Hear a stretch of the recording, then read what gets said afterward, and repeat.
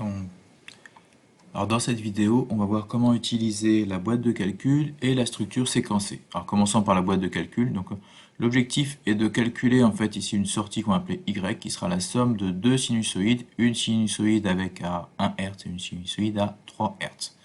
Alors pour ça, on va utiliser une boîte de calcul. Donc clic droit, dans les structures, on va aller chercher boîte de calcul.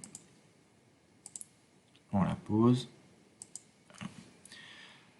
Alors on peut définir une entrée, on va définir une entrée, il faut aller cliquer sur le côté droit, clic droit, ajouter une entrée, et l'entrée, je vais l'appeler ici X. On va de la même façon, côté droit, définir une sortie, clic droit, ajouter une sortie, ça sera Y. Et tout ce qui va être utilisé dans la boîte de calcul doit être défini. Donc là, je vais recopier ce qui était marqué ici. Donc là, je vais avoir besoin, donc en flottant, je vais avoir y1 par une première variable y1, une deuxième y2, on est mal parti si j'écris comme ça,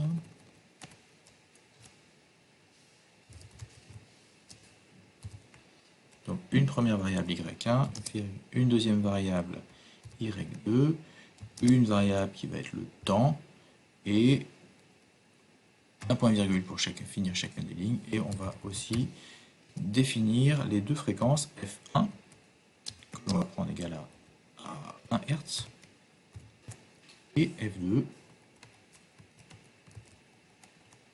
que je vais prendre égal à 3 Hz. Voilà. Donc après, de la même façon, on va copier le texte. Ici, je vais aller le chercher, ça sera plus facile si j'y arrive. Voilà. Et on va juste le regarder.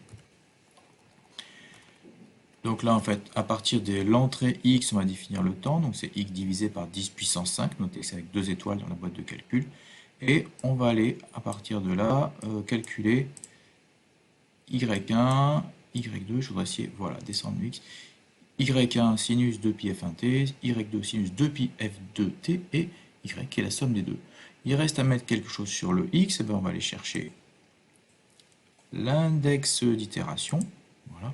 Et là, comme j'ai ici, j'ai divisé par 10 puissance 5 points, là je vais créer, dire qu'on l'a fait 10 puissance 5 fois. Donc clic droit, créer une constante. Alors on va mettre 1, 2, 5 pour avoir 10 puissance 5 points.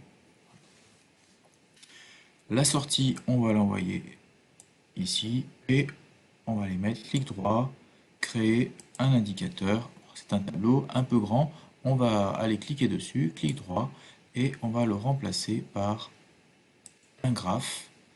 Un graphe, graphe, graphe. Voilà. Ok, on exécute le programme. Voilà, on récupère ça. Donc là, on a vu comment utiliser une boîte de calcul. Ça vous permet, en fait, quand vous avez un petit peu de code à mettre, de l'insérer dans la programmation graphique. On va aller regarder maintenant comment, en fait, utiliser les séquences, les boucles, pardon, les boucles cadencées. Donc je vais rétrécir un petit peu tout ce qui était fait ici pour pouvoir le loger facilement. Voilà. Alors là, maintenant, je vais aller chercher, clic droit, structure, je vais aller chercher une séquence.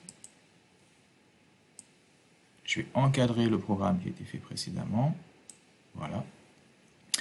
Et oui, c'est comme une bobine de film, donc on va rajouter une image après. Clic droit, ajouter une étape avant, pardon. Et de la même façon, je vais rajouter aussi une étape après. Donc clic droit, ajouter une étape après. Voilà. Et en fait, on va regarder le temps qu'a mis le PC pour calculer tout ça. Donc je vais mettre une horloge, clic droit, info temporel, je vais aller chercher un compteur.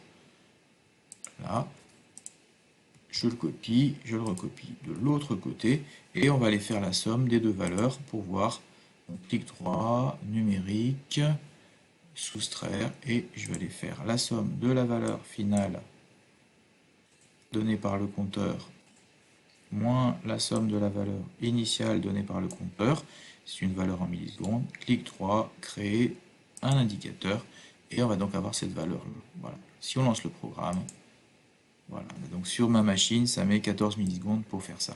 Donc là, on a vu comment utiliser la boîte de calcul Et on a vu aussi, dans un programme, en fait, on peut vouloir un certain déroulement des choses, comme pour un film, que la première image arrive avant la deuxième, qui arrive elle-même avant la troisième. Voilà.